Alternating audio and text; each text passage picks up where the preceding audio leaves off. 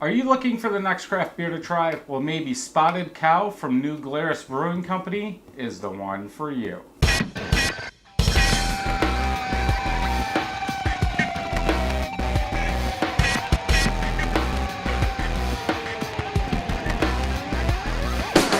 Welcome back, everybody. I'm Brad.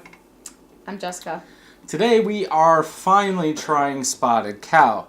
Now, if you've been following us for a while, what was it, like 6 months or a little bit more ago, Kyle from No Hype Beer Reviews sent us some New Glarus beers, and then in the comments and talking with people, they're like, oh, you have to try Spotted Cow. And so didn't somebody at your work had it, right? Well, Donnie talks about it. I think maybe it was Sarah commented on my Instagram, Sarah Bear. Okay. But a lot of people have commented if you're drinking New Glarus beer, you have to try this. Yep. So this is how we know about it. And my Aunt Brenda picked us up a variety pack when she was in Wisconsin, and then Jamie picked us up some more. So we have like Spotted Cow coming out of all of our beers because we have because it comes in every variety pack. This is a staple of it. So this is considered a farmhouse ale on Untapped. I thought it said. Okay, never mind. I thought it was an IPA. 4.8% ABV, 18 IBUs. Head is white, small bubbles. Head is dissipating less than a half a finger of head. Straw yellow, I would say, very clear, lots of bubbles coming up. Smell. It smells clean. Clean and crisp. I guess that's all I can come up with. Maybe, see, and again, I don't know if this is because I know it's a farmhouse. It's almost like it's a clean funk, like a tiny bit of funky smell. Mm-hmm. I hope it doesn't taste like the other farmhouse ale that I don't like. Yeah, it's very clean, not a big aroma coming off this beer. Okay, taste.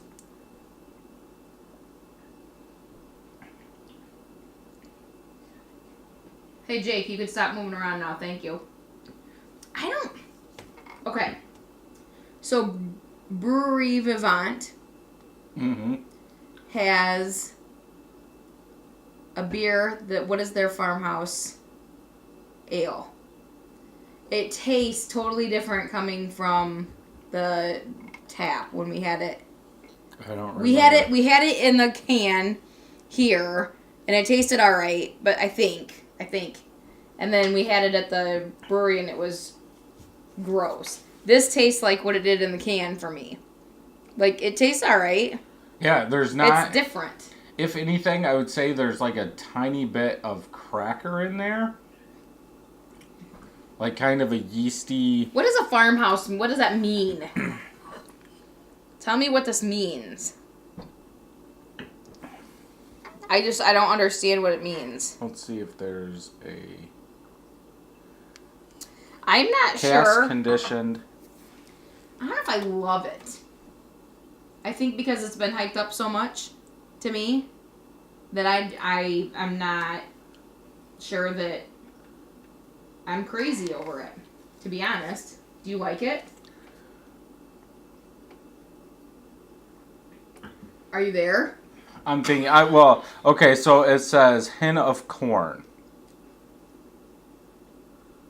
And see, I'm not some getting that. fruitiness. I'm not getting that either. I don't either. That's why I was trying to...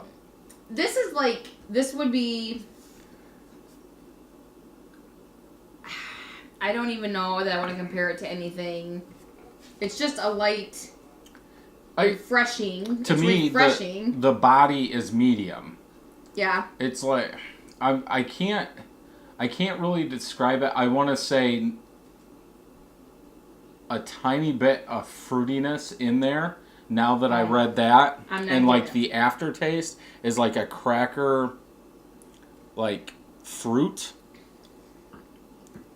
I just think it tastes like a clean lager.